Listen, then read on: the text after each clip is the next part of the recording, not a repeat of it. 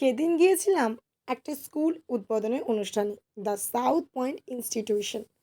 তো সেখান থেকে কিছু খাবারের প্যাকেট দেওয়া হয়েছিল। চলো তোমাদের সাথে সেটা শেয়ার করি। প্রথমেই দিয়ে দিয়েছে এখানে একটা জলের বোতল, আর তারপরে আমার সবচেয়ে মোস্ট ফেভারেট বিরিয়ানি। হ্যাঁ, চিকেন বিরিয়ানি ছিল এখানে। আর বিরিয়ানিটা কিন্তু বাড়িতেই বানানো। প্রায় ১০০ জন লোকের কিন্তু আইটেম করা হয়েছিল। আর ১০০ জন লোকের বিরিয়ানি বানানো কিন্তু মুখের কথা নয়।